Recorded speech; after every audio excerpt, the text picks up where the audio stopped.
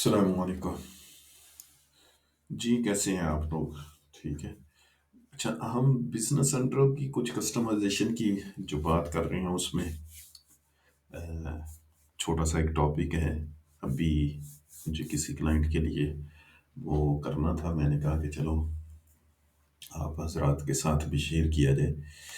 अच्छा, पहली तो बात ये है कि ये पहले भी मैंने को बताया है कि बहुत सी चीज़ें जो हैं हम कस्टमाइजेशन के बगैर कर सकते हैं, लेकिन क्योंकि हमारा टॉपिक जो है वो कस्टमाइजेशन है, इसलिए मुझे कस्टमाइजेशन के थ्रू ही चीज़ें करनी है। वैसे मैं बता देता हूँ कि काम क्या करना है हमें। ठीक है। अभी रिक्वायरमेंट ये थी कि ये आप जानते हैं जर्नल जर्नल होता है। ठीक है। कि अब ये जर्नल जर्नल जो है,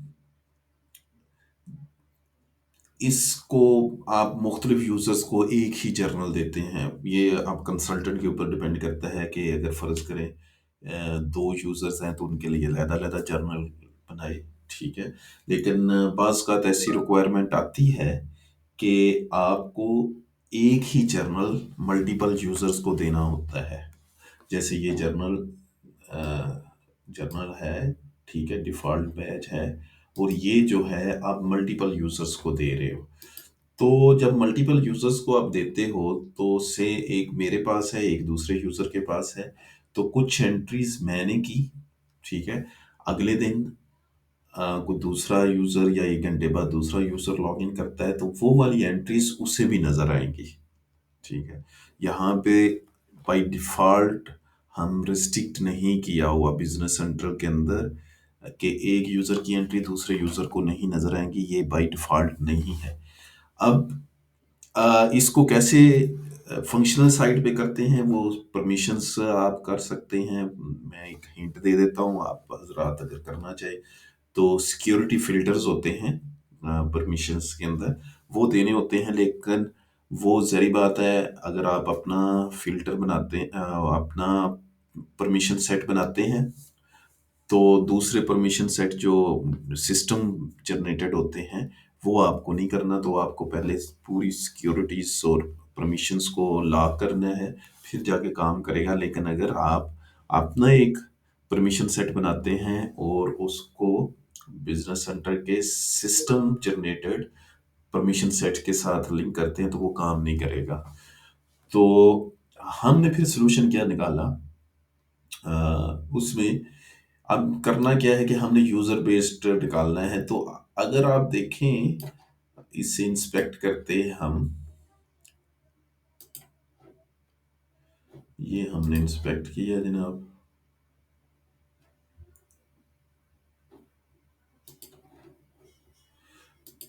तो अगर आप यहाँ पे ये उर्दू हुआ हुआ है, इसे इंग्लिश करते हैं।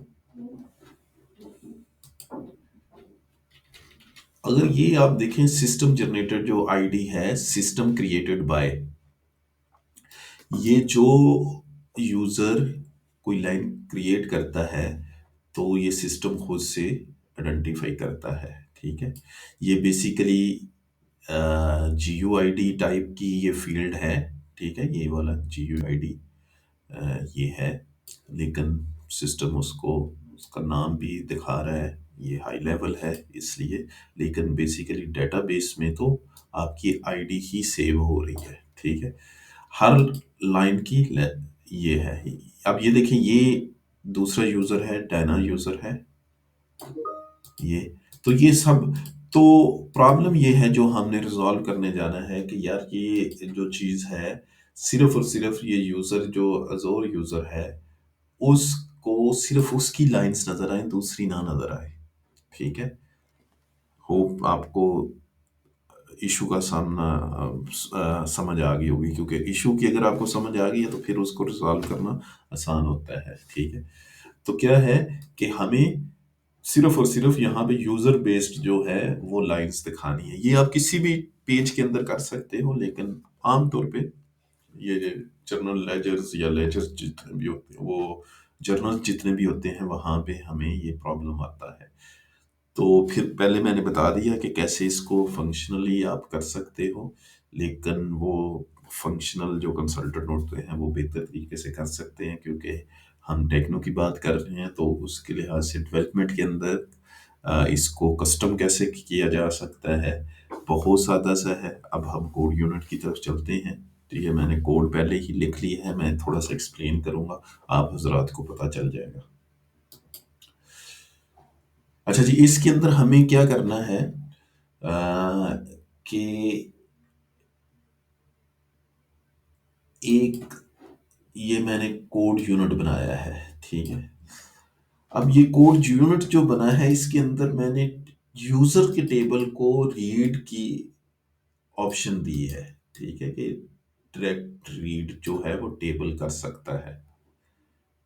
सही हो गया। अब एक प्रोसीजर, ग्लोबल प्रोसीजर फंक्शन आप कह लें, ठीक है, वो क्रिएट किया है। उसके अंदर जर्नल लाइंस को एज ए पैरामीटर कर दिया है। ठीक है, और इसको आपने वार टाइप रखना है। कोशिश करें इसके ऊपर रखें, क्योंकि अगर आप ऐसे नहीं रखेंगे तो इश्यूज आ जाएंगे।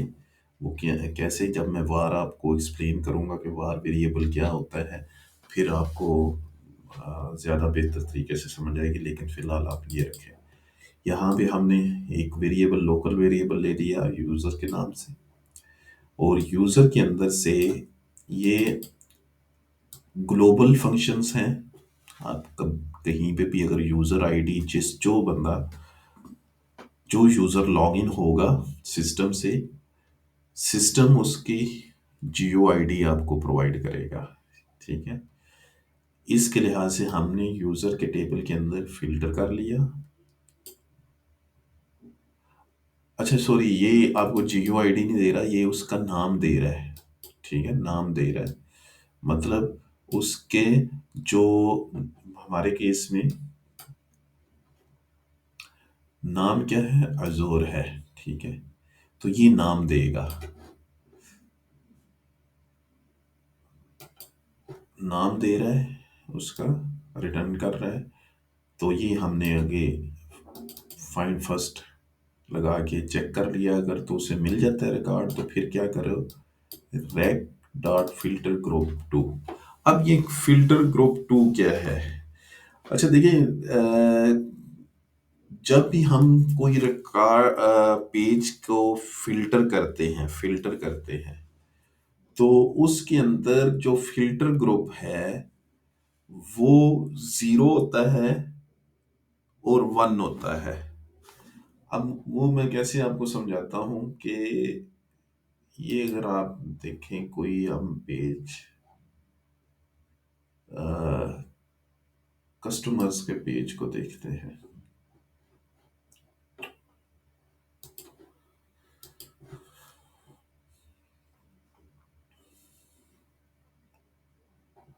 इसके फिल्टर्स के अंदर जाएं, तो यहाँ पे दो फिल्टर्स हैं अगर देखा जाए तो। ग्रुप के लिहाज से एक ग्रुप है बाय लिस्ट है, एक फिल्टर टोटल बाय है। तो ये जो ग्रुप होगा, अगर मैं इसको आपको इस तरीके से एक्सप्लेन करूं, ये वाला, इसको हम कहेंगे ये वन है, फिल्टर ग्रुप वन है। और ये वाला जो फिल्टर ग्रुप है ये टू, सॉरी, ये वाला जीरो होगा, ये जीरो है, और ये टू है। ये गलत मैं बोल रहा हूँ, ये वाला जो फिल्टर है और ये वाला, दोनों फिल्टर्स जो हैं दो हैं, और ये वाला जो फिल्टर होगा ये जीरो होगा, और ये फिल्टर ग्रुप वन होगा। ये फिल्टर ग्रुप, इसके अंदर जितने फिल्टर्स लगेंगे उसको अगर ग्रुपिंग की जाए तो वो हम कहेंगे कि वो जीरो है, और ये वाला वन है। तो हर पेज के अंदर आम तौर पे ये तो सिस्टम ने प्रोवाइड किए हुए हैं। ठीक है, अब अब हमने क्या किया, हम यहाँ पे ये बता रहे हैं कि इस रैक को फिल्टर ग्रुप टू सेलेक्ट करो। अब टू है नहीं, तो सिस्टम खुद ही उसका एक ग्रुप दूसरा बना देगा, तीसरा बना देगा। और उसके अंदर हमने कहा है कि ये फिल्टर लगा दो। ये सिस्टम बाय जो है जर्नल लाइन्स के अंदर आप चले जाते हैं हम।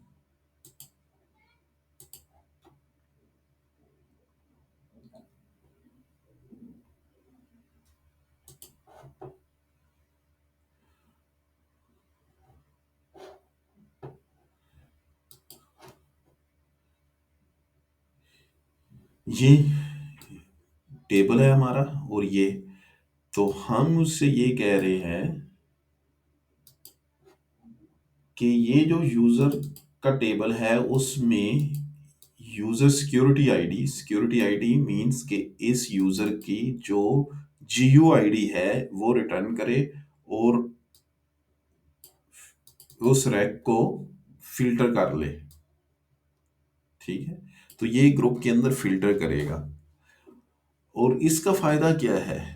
ये इसलिए फायदा है कि अगर मैं ये वन नहीं लगाता, चले पहले हम ये लगाते हैं, इसको खत्म कर देते हैं और इसको भी मैं लाइन को खत्म करता हूं। तो अभी ये फिल्टर लगेगा जरूर, लेकिन कैसे लगेगा वो अभी आपको मैं बता देता हूँ। अब इसको हम चलाते हैं। अब ये फंक्शन जो है ये हमने कॉल करना है इस पेज के अंदर। इस पेज के अंदर कॉल करना है। ये पेज कौन सा है जी? जर्नल लेजर 29 पेज है।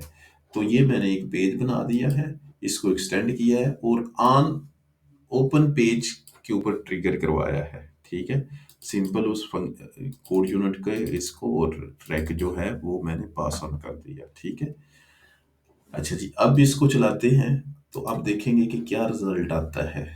ठीक है जी, अभी इसको चलाया।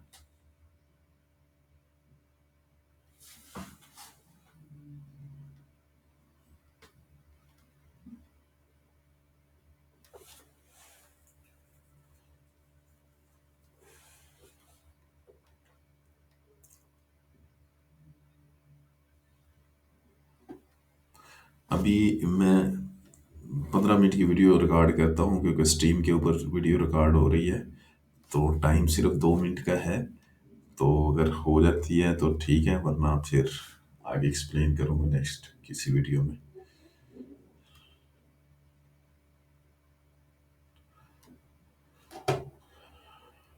अच्छा जी,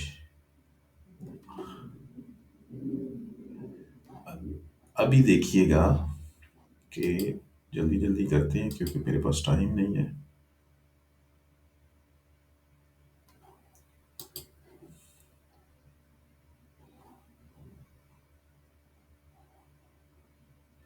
ये फिल्टर तो हो गया है, लेकिन देखिए उसने फिल्टर यहाँ पे लगा दिया है। ये उसने ग्रुप जीरो के अंदर बाय डिफॉल्ट जो ग्रुप जीरो बनता है फिल्टर के उसके अंदर लगाया है।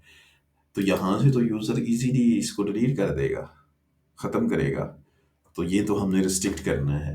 तो अगर आप इस कोड को इस तरीके से करते हैं कि ये पहले उसे कहते हैं कि आप एक ग्रुप और बना लो, और ये फिर करने के बाद उसे फिल्टर करो और ग्रुप जीरो के अंदर वापस चले जाओ। ठीक है, तो अब इसको करेंगे तो आप इंशाल्लाह आपको रिजल्ट रिक्वायर्ड मिलेगा और यूज़र इस पे डिलीट भी नहीं कर सकता। तो होपफुली ये जो है आप को कुछ ना कुछ प्रॉब्लम रिजॉल्व करेगा इंशाल्लाह। ठीक है, ओके जी, अल्लाह हाफिज़।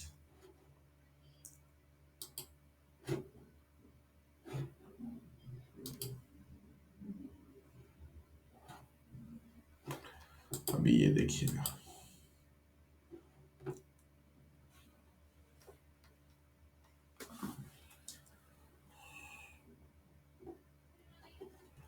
अभी